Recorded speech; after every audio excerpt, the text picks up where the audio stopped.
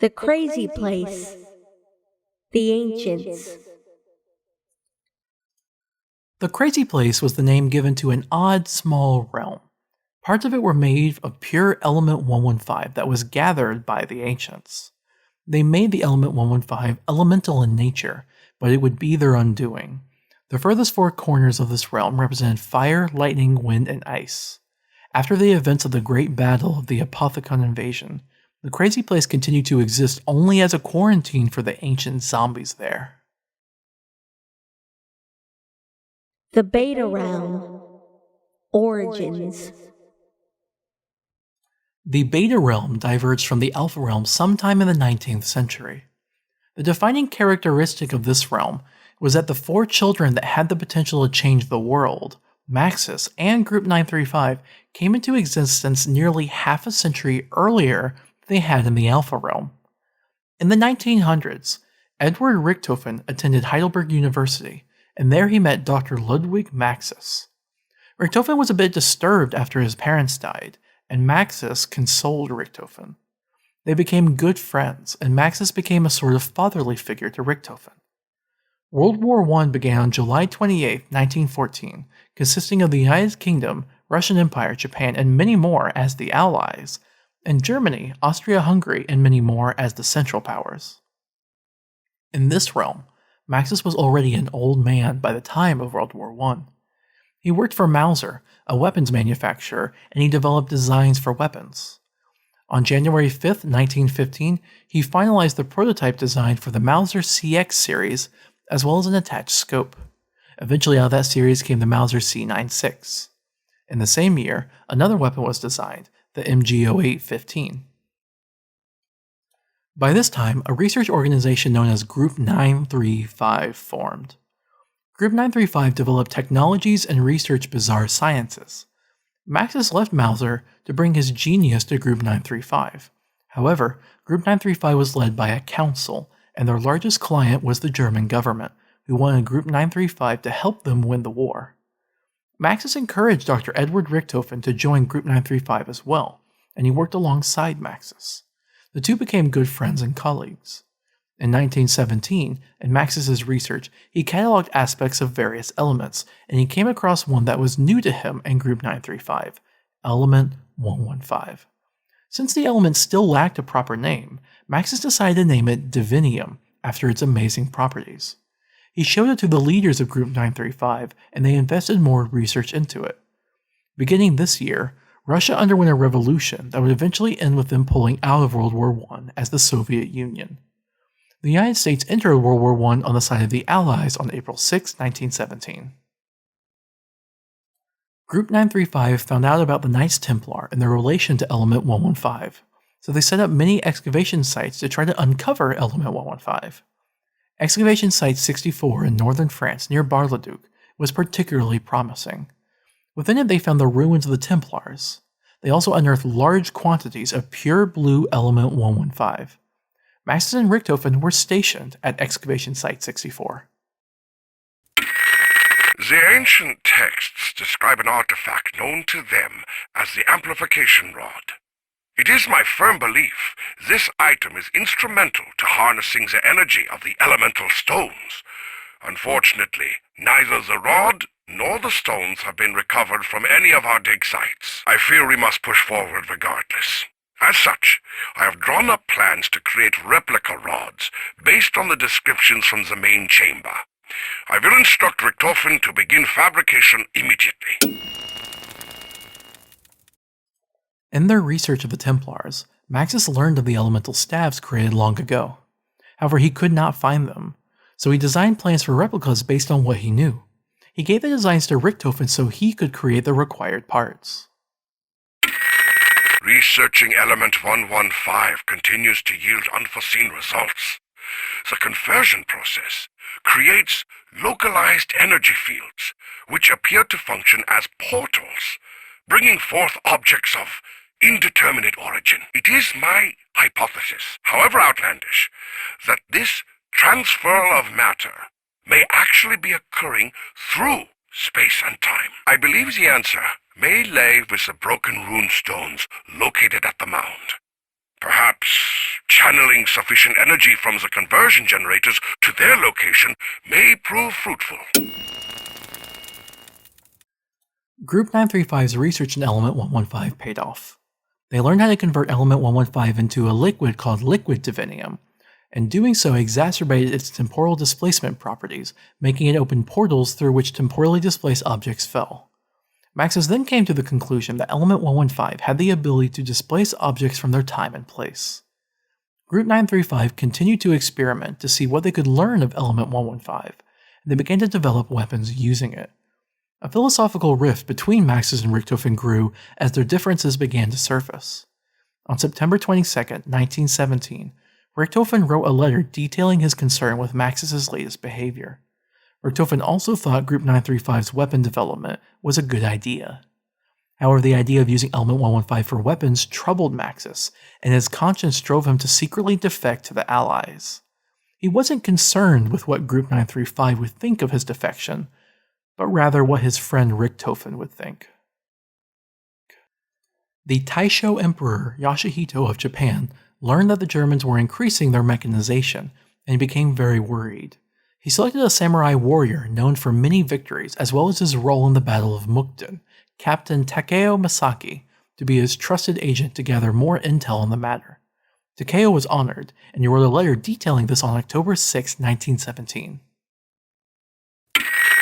It is by chance of fate alone that we unlocked the seal to the main chamber. Repeated efforts to use brute force proved ineffective and left the men exhausted and frustrated. In an effort to alleviate the tension, one of the soldiers brought a gramophone to the chamber, along with a recording by a group of performers known as La Source Noire. To our astonishment, as we listened to the first few bars of music, the seal itself began to open. I cannot help but wonder if other such recordings may similarly reveal other areas of the catacombs. The main chamber of the ruins created by the Templars at Excavation Site 64 opened by chance when brought a record of music played in a gramophone by the musicians known as La Source Noire. Group 935 began to research whether other sites might be similarly influenced by music. Group 935 also made great leaps in mechanization. They created heavily armored suits for soldiers to wear, increasing their physical and fighting prowess. When wearing the suits, they became known as Panzersoldats. At Excavation Site 64, the Panzersoldats were used to accelerate the digging. Group 935 also used the resources displaced by Element 115, as well as Element 115 itself, to construct giant robots to help win the war. They developed 4 giant robots named Thor, Odin, Freya, and a 4th nameless broken one. They were 1,000-foot tall humanoid robots with the ability to shoot rockets and crush things. To enter one, the foot panel had to be disengaged in order to beam up into the control room. The giant robots also had velocity compensators that prevented people, when injected in an emergency, from being hurt by the fall. The United States learned about the Panzersoldats and giant robots due to Maxis' defection. American reconnaissance seemed to confirm it, but they sent in an operative to confirm its validity, Corporal Tank Dempsey. On November 19, 1917, he estimated he'd be there within a few weeks. However, the war ensured he wouldn't make it within that time frame. Sergeant Nikolai Belinsky was a Russian soldier who was happily married, but a bombing incident killed his wife. Nikolai turned to drinking vodka to forget his past. He ended up being exiled from Russia, and when Russia took notice of Germany's advancements, he was forced to partake in a special mission to see what the Germans were developing. He wrote a letter detailing so on December 10, 1917. When 115 is channeled towards the ancient stones, an energy field appears to drag unknown objects into our reality. Is it possible that element 115 is disrupting the space-time continuum itself? How else could an ancient box, created eons ago, bring forth weapons from different eras, perhaps including even our own future? Further study is needed to understand these powerful and unpredictable forces. Within the ruins, Maxis discovered the mystery box, left by the first one styled after the ancients. Maxis struggled to understand how it worked. While Group 935's actions worried him, Maxis found solace in his ignorance of element 115, and he began to reconsider his religious beliefs and hypothesize about the existence of a deity. Group 935 in the meantime continued to develop weapons using the knowledge they gained from element 115 for the German military. Maxis began to hear a voice in his head. At first, Maxis just ignored it, but she was persistent. She identified herself as Samantha, and she said she was trapped in Agartha. This Samantha was from another time and place, trapped in a place she didn't understand, reaching across the realms for her father. Nikolai was troubled with the war's effect on his people and country. Russia had been going through a civil war, and he was stuck in France on his mission. He admitted in a letter on February 23, 1918, that the people in France were very hospitable. Nikolai tried to clean up his act and had quit drinking vodka. However, he flirted with women through his travels to forget the loss of his true love. Meanwhile, the Emperor recalled Takeo for an update in a meeting back in Japan as a reprieve and lay celebratory congratulations of his victory at Mukden. Takeo then returned to his mission, but he grew uneasy about it. He wrote about his worries in a letter on March 2, 1918. The advancement of German technology incentivized the Germans to advance early in their spring offensive with the Battle of Belleau Wood. Tank participated in the combat and helped ensure a victory for the Allies. Tank also obtained intel that Russia and Japan were also trying to uncover the Germans' advancements and conspiracy. He needed to get to the site relatively soon to find out what they were hiding and to perhaps have a discussion with the leaders of Group 935. He detailed these thoughts in a letter on April 14, 1918. Group 935 realized that Excavation Site 64 had more element 115 than any of the other sites. They acquired Shionuma, but it only had one meteor supply of element 115. The child's voice calls to me more frequently than ever. At first, she spoke only of her imprisonment in a mythical realm known as Agartha. Now she claims to be my daughter, even though I know no such child exists. I fear my sanity may be slipping away from me. Samantha called out to Maxis more and more. She tried to tell him that she was his daughter, but this Maxis tried to tell her that he never had a daughter. He became worried his mind was failing him. Maxis confided in Richtofen, telling him about her. Richtofen had his trust, but he believed Maxis was just succumbing to stress. Richtofen learned many things about Element 115 and the Templars when he found the diary of Pablo Marinus. He wrote about these events in a letter on May 13, 1918, and he then reported Maxis' eccentric behavior to the leaders of Group 935, who then kept a watchful eye on him.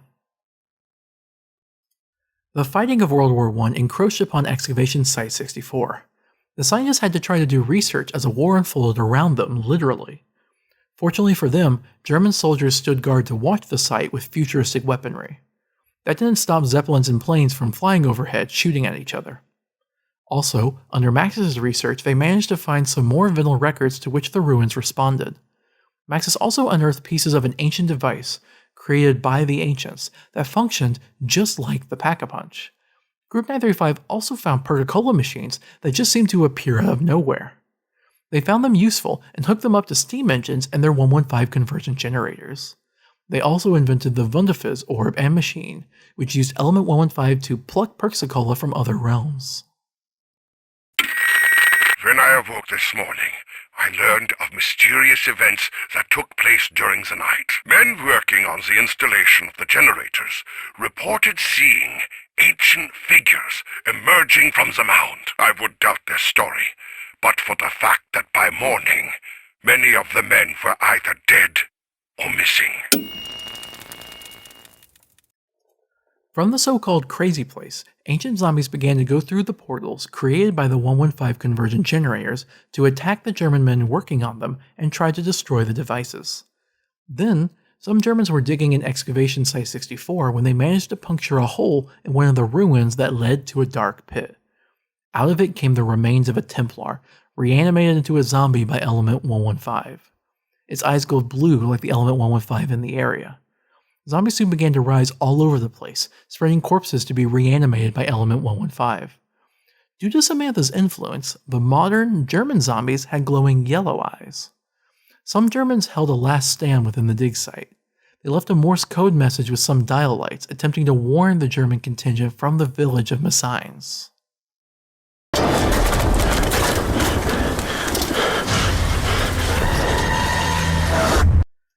During the outbreak, some blood vials from some mobsters in Alcatraz in another realm were temporally displaced into Excavation Site 64. In a hurried panic, Maxis and Richtofen used the blood vials to develop what they called zombie blood, which would temporarily allow one to be free of zombies. However, before it was ready, Maxis himself ended up getting killed by a zombie. Meanwhile, Tank, Nikolai, and Takeo each independently arrived at the site to see what had happened. Richtofen took drastic action. Before Maxis got a chance to reanimate as a zombie, he cut out his brain and put it in a jar of fluid to preserve it. It began long ago, on the battlefields of the Great War. 2 German scientists sought to harness dark and mysterious forces buried for centuries.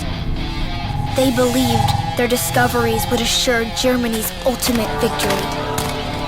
What they could never have imagined was just what else their research would unearth.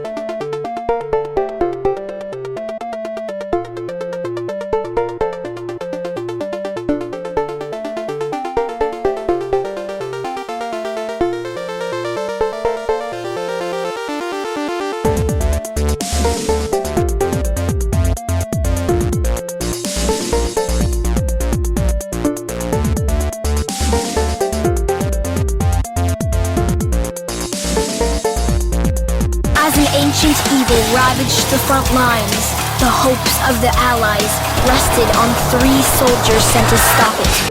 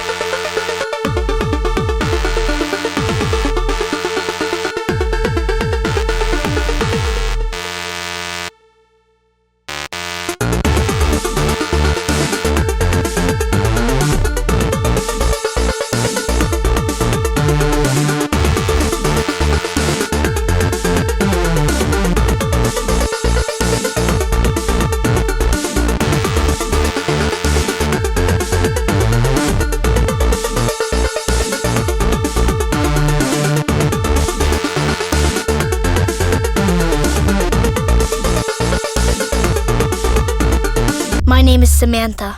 I'm going to tell you how all this really began. The zombies overran the entirety of Excavation Site 64. Tank rode on a German contraption called the Zombie Tank, and he, Nikolai, and Takeo each fought German zombies until eventually they reached the bunker where Richtofen was cutting out Maxis' brain. Just then, one of the giant robots stepped right on top of them, but they jumped out of the way just in time. Tank communicated to his superiors on a one-way comm to let them know what was happening. Tank, Nikolai, and Takeo each wanted to take Richtofen back to their respective countries, but Richtofen urged them to focus on dealing with the present threat of the undead first in the Battle of Origins. Thor, Freya, and Odin patrolled around the area, circling it. Richtofen explained what happened to Tank, Nikolai, and Takeo. After we reached the catacombs at the dig site, my men began to get sick. Within a day, they became like the others, living dead. Samantha spoke to the four heroes, and she begged them to free her. Can you hear me? Please, you have to help me. I'm trapped here. I just want to go home. What the? Did anyone just hear a little girl? Her name is Samantha. We will hear her again, over and over. She will not stop. Her words drove my friend insane. He became convinced that her voice held a message from the ancients. She claims to be trapped in a mystical realm known as Agartha. Richtofen grabbed the jar that held Max's brain, and they began to fight zombies. The chalk weapons, mystery box, and other weapons helped the heroes survive. They then began to power the 115 conversion generators again, even though they had to fight off both the German zombies that tried to kill them and the ancient zombies that tried to stop them and kill them. Eventually, they managed to power 6 of the 8 generators, the ones that still worked. These generators, all working together, gave power to the Pack-a-Punch, which assembled itself. You have to help me. Please. There is a way to open the gateway. My father was so close. He said, you have to follow the steps. I'm trying to remember. The staffs of the ancients were lost. But Father made copies. You can find them. You can get me out. You can open the gateway to Agartha. Samantha told the heroes that they needed to get the replicas of the elemental staves that her father had made. So the heroes set out to find the pieces of the still dismantled staves. They found the record made by Le Source Noir, as well as a gramophone near the excavation site. They played the record and the music opened up the excavation site to the chamber underground, where they found the pedestals where the staves were to be constructed in front of the statues of Primus. In the church nearby, where the zombie tank was stationed, they found the fire record. Painter soldiers, with zombies piloting them, intermittently attacked them. One carried a piece of the staff of fire, which they took. Another piece was carried by an airplane, so they shot the plane down and picked up the second piece. There was an ancient box called the reward chest that rewarded the heroes for their efforts. It gave them the third piece of the staff of fire as a reward for powering Generator 6. They went to a tunnel marked Fire, the fire tunnel, and they used the gramophone to play the fire record. The music activated a portal that led them to the crazy place, which was still full of ancient zombies.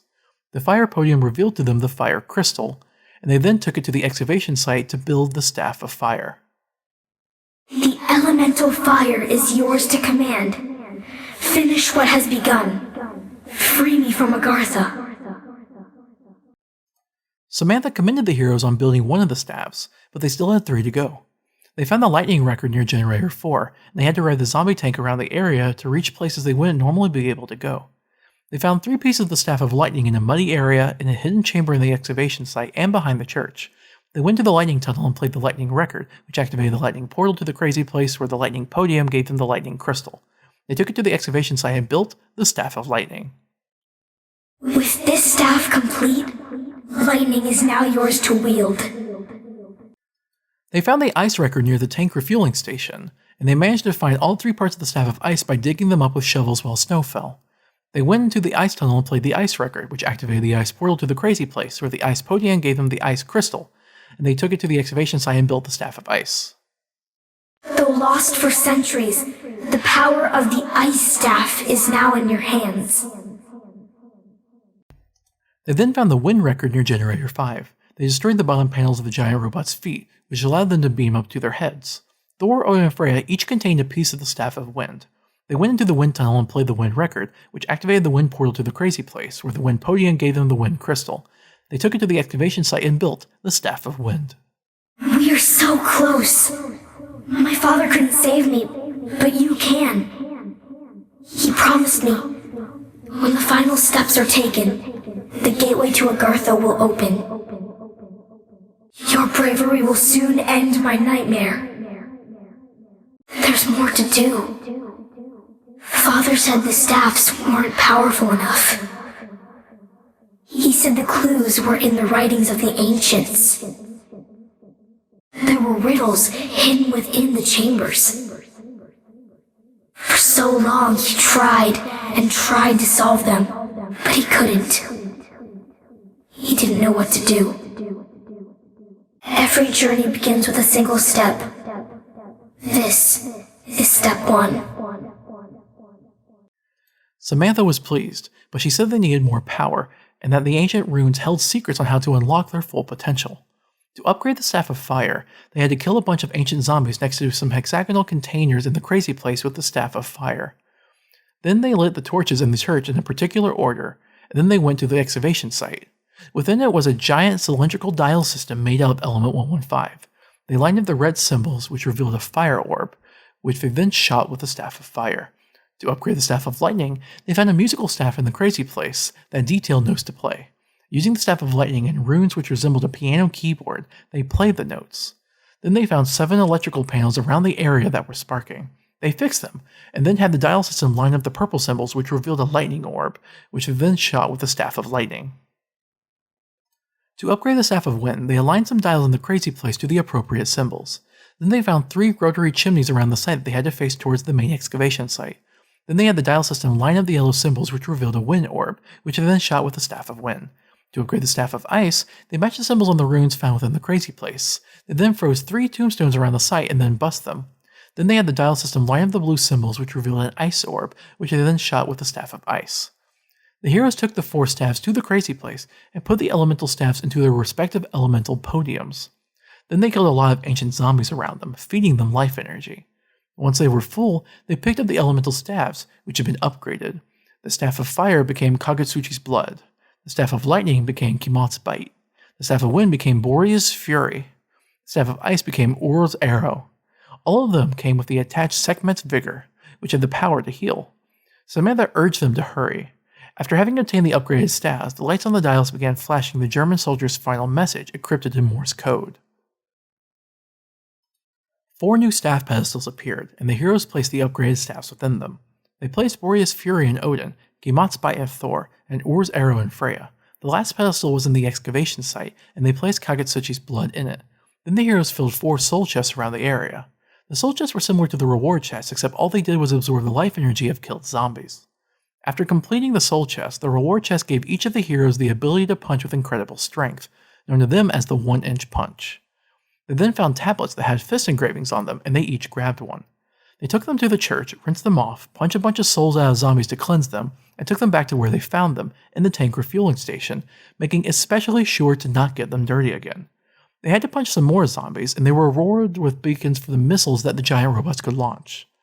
They then had one person go into one of the giant robots.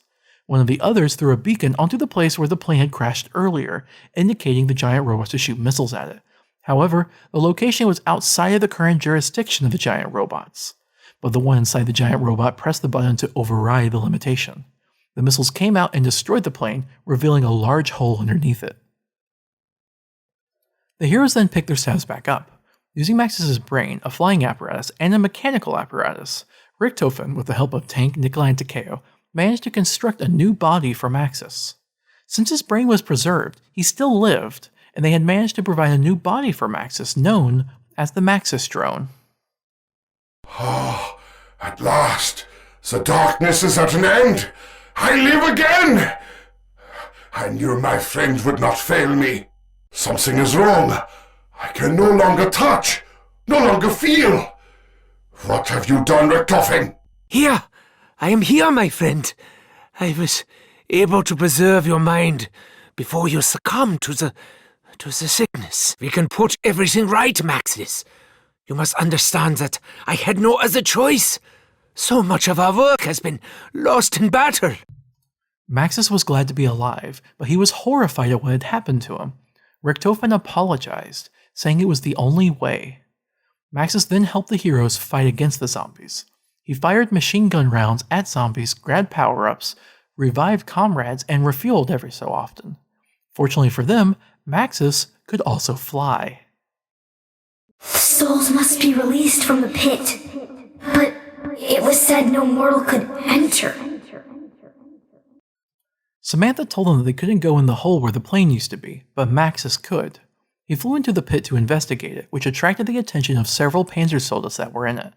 They managed to kill all of the Panzer soldiers, but Maxis was nowhere to be found.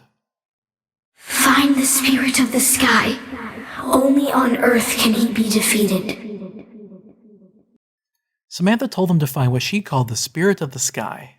They managed to acquire some zombie blood, and while using it, they noticed another plane similar to the one they shot down.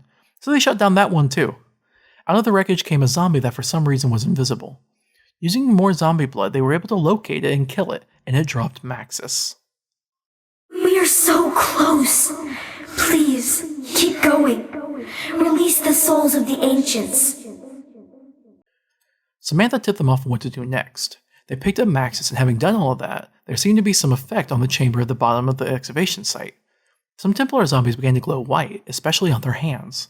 The heroes punched them repeatedly until eventually 4 new fist tablets appeared. They grabbed them and the tablets upgraded their 1-inch punch into the punch of fire, punch of lightning, punch of wind, and punch of ice. Each of the heroes could punch with their respective element. They then went to the crazy place and placed each of the stabs in their respective elemental podiums. They then began to beat up the ancient zombies with their elemental punches, feeding the souls to the crazy place. Eventually, all of the energy that had been put into the stabs, the souls in the crazy place, and the heroes themselves tore a hole in the center of the crazy place, making a portal up in the crazy place's equivalent of a sky. Maxis flew up to investigate. Samantha, I must go to her. The paradox must be resolved. At last, I am to be freed from Agartha. Your reward awaits you, my heroes. You only have to step into the light. After Maxis disappeared, the heroes realized the center of the crazy place acted as a portal. They ascended through it, following Maxis. The portal took them out of the beta realm into another realm. The portal was extremely disruptive, and it ripped the fabric of reality apart. Up to this point, the 63rd universe had been fractured into billions of realms, but each one was isolated, with only Element 115 being able to pass through them. Now, however, the realms were bleeding together and interacting. The barriers between the realms were destroyed due to the actions of the heroes. The first one saw this and became angry, but it busily tried to indirectly and unsuccessfully right things across the billions of realms. With the 63rd universe now vulnerable, the Apothicons began attacking and invading it, one realm at a time, consuming all life and energy. The heroes spent a long time traveling, hopping between realms. Richtofen met a version of Maxis in another realm that was and was not like the beta realm Maxis. This Maxis created portals to allow Richtofen to hop to other worlds. Richtofen was determined to right the wrong he had done, and he spent years of his life searching the realms in his quest to undo his actions.